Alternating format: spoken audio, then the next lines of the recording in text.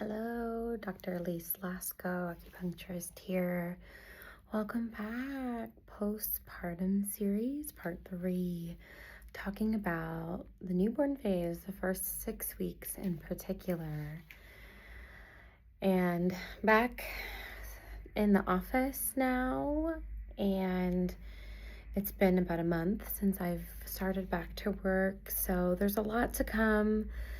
I have to kind of go back and reflect on what's already happened as what I kind of did in pregnancy. I had to get through like 12 weeks of it before I could actually share what was going on. So yeah, we'll dive right in to the newborn phase. And as I was sitting pumping right before this, preparing about what I would say about the first 6 weeks, gosh, it all feels so vast. Postpartum feels way more vast than pregnancy, way more complex, because now it's not just, it's you, it's your partner, it's your family, and then your baby, which is a whole nother being, obviously, in their own rhythms. So this series, I don't know exactly how long it's going to go on for and how much detail I can go into. I could probably have a whole series just about the first 6 weeks. I'm going to just speak what's on my heart right now in this moment, and I might have to add to it later depending on how much time we get through today or how far we get today. And as I was sitting here, I was just thinking about how much I loved the newborn bubble. It truly was one of the most magical times of my life. It's hard to fully put it into words. And as I mentioned, we had a home birth.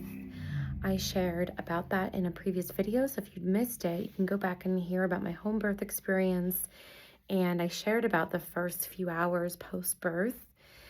And so I'll just share a little bit about that experience, as I don't know if I enforced it enough in my home birth experience, but those first few hours, the golden hour with my baby, was just amazing. I remember he came out, and once I was out of the tub and onto the couch, when they were able to finally lay him on my chest after he had done skin to skin with my husband and then came to me, I just felt this magical connection looking into his eyes. Like, it was nothing I've ever experienced before. And I just remember those first couple weeks, even every time I would look into his eyes when I was feeding him, how magical it was, how I felt like I knew him for so long, like we knew each other from another life, and that he came here to be with me. And I could cry just thinking about it. And I could cry thinking about how sad I feel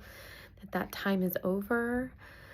And now it's regular life again. That's probably a whole nother video I could get into.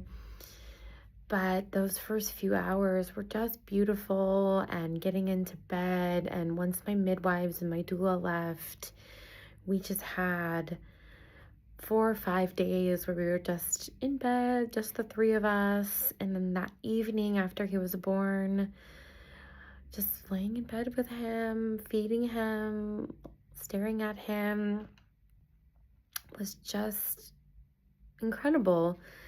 And I remember, he still does this, but I would feed him on the My Breast Friend breastfeeding pillow, and he would fall asleep just curled around my belly, I think because it made him feel closer to my womb, because he was still really curled up. Now I just loved that. I loved just sitting there with him while he was asleep on my belly, and I would just sit there for hours staring at him, taking photos. I swear I probably have 500 photos alone of just him laying on the breastfeeding pillow, curled up on my belly. And just, I continue to take photos of him like that. And already he's so much bigger at almost 4 months. And when he was just this teeny tiny 6-pound, 10-ounce little guy, gosh, it was just amazing. And those first couple days with him were just so beautiful. I mean, I'm probably going to reiterate this over and over, but I really tried to do the 5 days in the bed that's recommended, 5 days on the bed, 5 days around. We didn't really leave the house for about 2 weeks, and I can't say I was in bed for 2 weeks straight, but those first 5 days in particular, I did stay in bed for the most part. And I remember getting up to go to the bathroom that first night. I was told not to get out of bed alone. Well, Daniel, my husband, was tending to Atlas, changing his diaper, and I had to pee. So I got up and I said, I'll be careful. I was scaling the bed, and sure enough, I didn't realize it, but my legs were so weak that my foot actually gave out, and I twisted my ankle. So that was kind of how I started. I fell really hard right onto my bottom area, which was not great, as you can imagine, after having a vaginal birth. And it was really hard to get back up. And for those first couple weeks, I mean, really, up until more recently, I was limping for a long time. So that's kind of how I started. And as you can imagine, everything is very sore down below. Just sitting on the toilet was really tender and uncomfortable. And on top of that, I then had a sprained ankle. So I spent a lot of time with all of my healing things. I had collected so many things because of being a practitioner, and I have a really good practitioner friend, Dr. Morgan Zapalak, also acupuncturist, who gifted me a beautiful postpartum healing kit that I used so much in those first couple of weeks. And one of them in those first couple weeks that we used was, she has in the box tons of teas, a sitz bath, a perineal wash, postpartum soup herbs. So that was one of the first things we made, was a chicken soup. And we actually have our own recipe, and we use our own herbs, but Morgan had the herbs all ready to go, of Chinese medicine herbs, one of them being astragalus root, goji berries, another one called jujubes, which are red dates, and several other ones that we just put into a chicken soup with butternut squash. That's kind of how we make it with our recipe, and I ate that for the first couple of days. And most of my meals in bed was just the best. I used so many things in those first couple weeks with bleeding.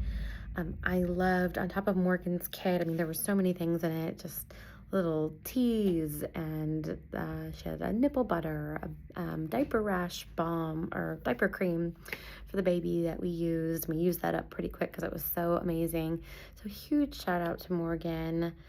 I just loved everything in that kit, and I had it all ready to go in a little basket, and it just felt like such a wonderful treat when I did get out of bed those first couple of days, very slowly moving around my house. I will just never forget, Daniel and Atlas were asleep in bed on a lazy, like 3 p.m., lazy afternoon, and they say sleep when the baby sleeps in those first couple weeks especially, and I remember being really wired, like not really being able to sleep that much.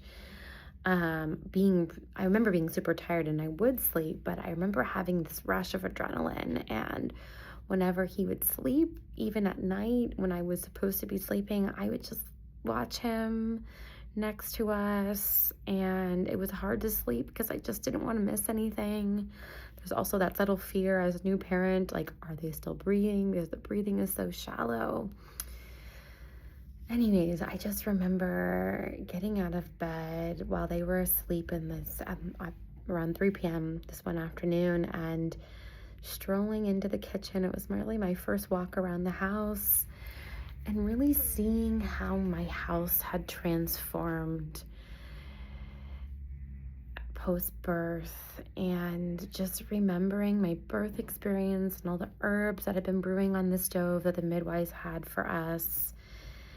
And some of those herbs were actually for what's called a peri wash, which is basically they boil a big pot of herbs on the stove with water, and then you put it into what's called a peri bottle, which is a little squirt bottle that you can spray on the perineal area after giving birth to help it heal more quickly. So it's another thing I used a ton in those first couple of weeks postpartum. But as I was strolling around my house, I just remembered the pots on the stove. My house was just quiet and it felt so different. And I remember going over to my little basket that I had of all of the teas that Morgan made and pulling one out. I don't remember exactly which one it was. There's several in her postpartum kit. And she even included a little tea strainer to put the loose herbs in. And I brewed a cup of tea while I waited for the water to boil. I remember going out onto our back patio and just walking around and feeling the sun on my face and just this beautiful breeze. In January, February, it had cooled down, but there was a heat wave off and on February and March. But this particular day, it had cooled off. And the breeze felt so nice on my face. And I just remember making my tea and going back into bed. And actually, my other friend had gifted me one of the Atlas of Motherhood books, which is it's a collection of poems for postpartum, which is another beautiful treat that I had in those first few weeks postpartum. And I would get into bed and read a couple of them at night. And I just loved it. And as maybe some women can recall, there's something called the sundown scaries that can happen. It usually happens around when the sun sets for new moms. And it's a rush of emotions. It's a feeling of fear and anxiety when you're getting ready for bed, and it can be a lot of different things. And I think for a lot of people, it's a little bit of this fear about going to sleep because your baby is waking every couple hours or every hour, or hard to get to sleep, or they wake up to feed and then you can't get them back down. It's a whole combination of things. And I remember having that a little bit in the first couple of weeks, just like not knowing how this night was going to go, if we would be able to sleep at all that night. And then there was also just this really real fear of like something happening to my baby. I had a lot of fear about driving with him by myself because my husband was going everywhere with me at that time, and he was going to be going back to work the first week of March. So he took the whole month of February off, and that was so great to have that time with him. But I remember being really scared about him going back to work and having to drive alone with a baby, which was really weird for me because I've never been a fearful driver. I've driven in many countries. I've driven in many US cities. I've been driving since I was 16, and it's not something I really felt fear about. So that was really surprising to me. So yeah, the sundown scaries really was interesting, but something that helped me a lot with that was being able to have a little bit of a nighttime ritual for myself. So something that we started doing was that Daniel would stay up with the baby and let me go to sleep. So I was usually getting ready for bed between 7 and 8 o'clock, taking a shower, using all of my healing things. I had my perineal rinses and sitz baths that I would do. I'd sometimes take a bath. On my ankle, because I hurt my ankle and foot, I was using an herbal liniment called Evil Bone Water. I was using moxa, all kinds of things. So I was doing things for my feet, doing balms on my belly, getting ready for bed. So it really helped doing all of those things and just feeling like I was taking good care of myself. And I would get my cup of tea sometimes, and I would get into bed with my Atlas of Motherhood book, which felt even more special, I forgot to mention, because it was Atlas. And that's another reason why my friend gifted that book to me. And I remember one of my first really hard nights of the sundown scaries and feeling really emotional and opening up that book and just the dedication to mothers, how beautiful it was, and just starting to sob It was a combination of exhaustion, the tenderness of my heart, and just the fact that somebody felt the need to write this book, and just immediately feeling connected to mothers everywhere, and just this beautiful and painful, physically, mentally, emotionally experience was so tender. And every night I would get in and read a couple poems, and I finished the book pretty quickly. And now, now I'm about 4 months postpartum, and now I pick up the book periodically, and more so on the hard days, and just randomly open up a poem and read it. And that helped me so much.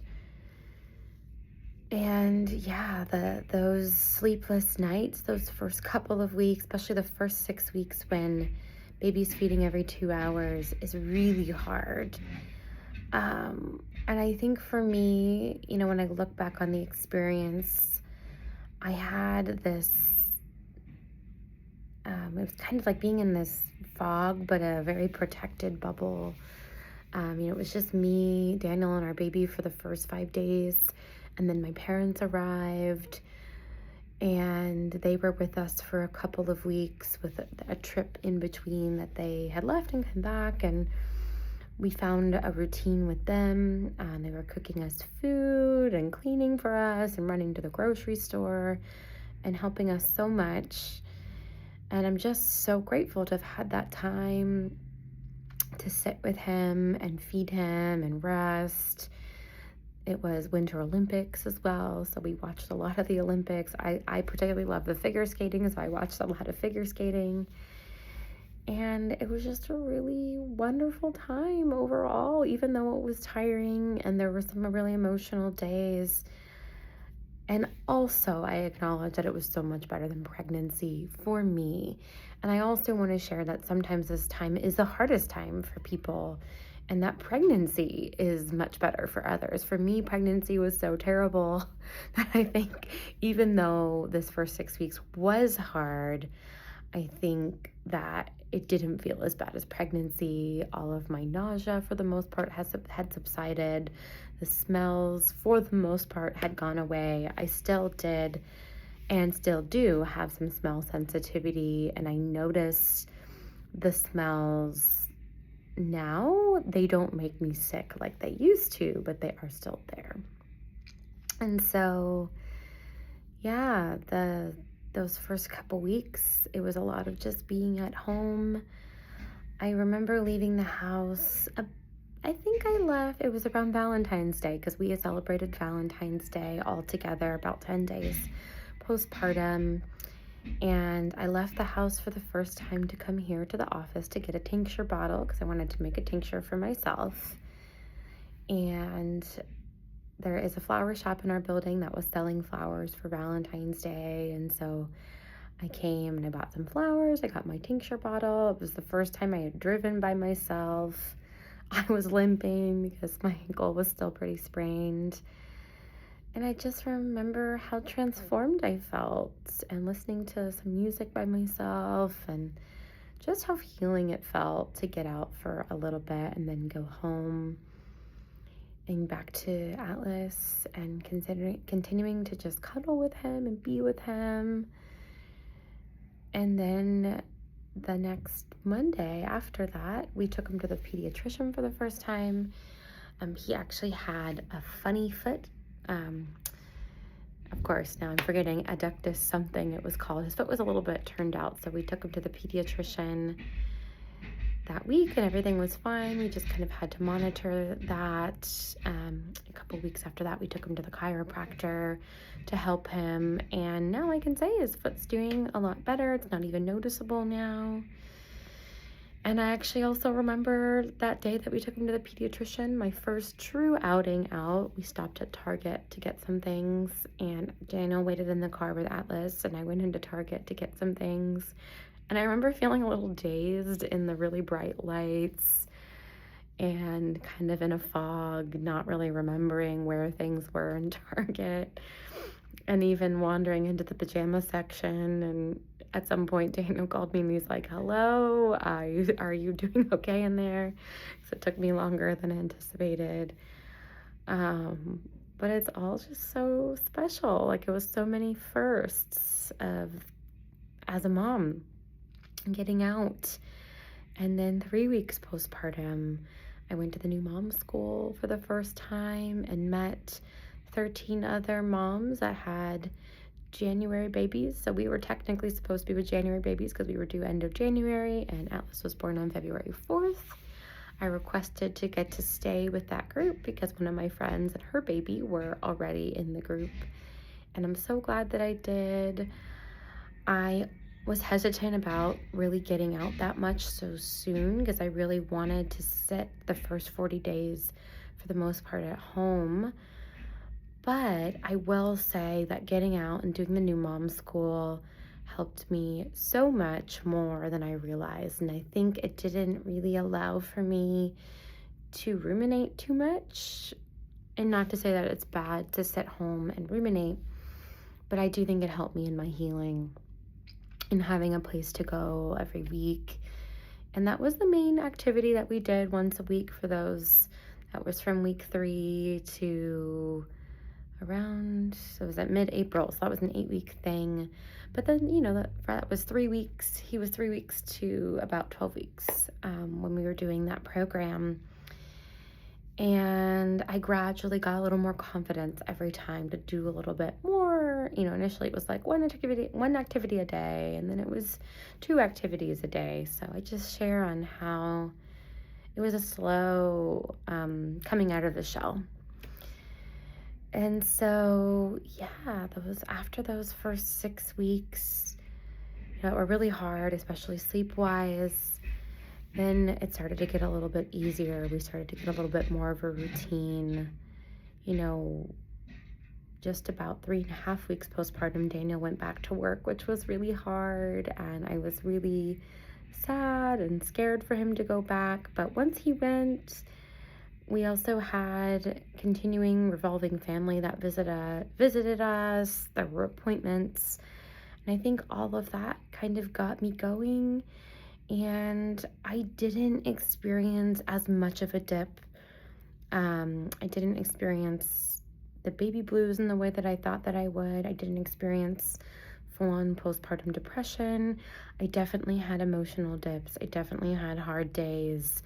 I had some clogged ducts. I had some was in my head about breastfeeding, but overall, breastfeeding went well, is still going well. And a lot of things that I anticipated to be hard were not as bad as I thought they were going to be. And the healing went very well and is still going well. And there's so much more to share about this, but I really wanted to focus primarily on these first 6 weeks. And I do believe that, being mostly home, taking it easy, going slow, and having Chinese medicine really, really helped me with the recovery. And I will say that I didn't get acupuncture for those first 6 weeks. I did end up using acupressure magnets on my foot, my sprained ankle/foot, and I did a lot of herbs. That's where the herbal medicine really became key for me. One thing I'll say, herbal medicine is an incredible part of the medicine. It's really hard to take our herbs that are granules, and even the raw herbs when you're in normal life, out and about and busy. But in postpartum, when you're primarily home and in bed and with your baby, it's a lot easier. It was a lot easier for me, at least. So I had a postpartum herbal formula that I took faithfully. I was still taking my prenatal supplement. I was taking choline. I also completely forgot to say, we encapsulated my placenta. I have additional training on placenta encapsulation, so Daniel encapsulated it for me, and I was taking about 1 to 2 capsules a day. I actually just finished my placenta recently, and I'll also say that it made the biggest difference in my mental health. And on the days where I felt more emotional, usually it was because of lack of sleep, I would take 4, and that helped me so much. And so finally, it really was that herbal component of the medicine that helped.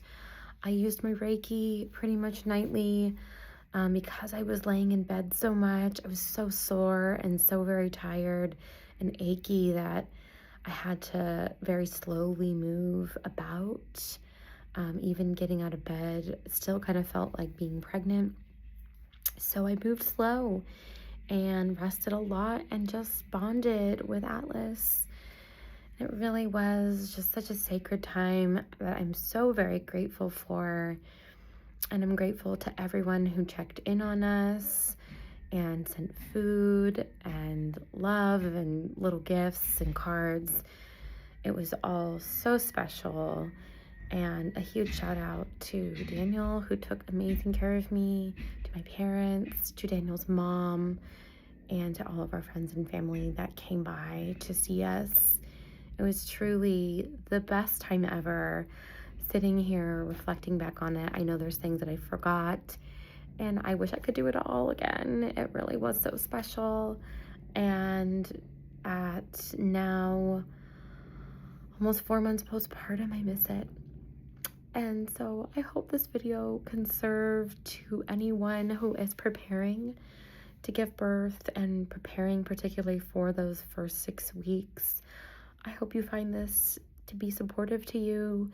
If you have questions about supplies that you are wondering, like what you need, what you want to prepare for postpartum, please shoot me a DM or comment in this video. I'm happy to help. I will share some information about Morgan Dappelak's postpartum kit and some of the other things that help me in the caption, and any other things that might be helpful. Thank you for continuing to watch, for listening to my long videos. It is just really hard to be concise, which is why I decided to share this now on YouTube. So like and subscribe to my channel. I will continue to share more about postpartum, breastfeeding, baby sleep routines, and so much more. Have a wonderful day, and thank you again.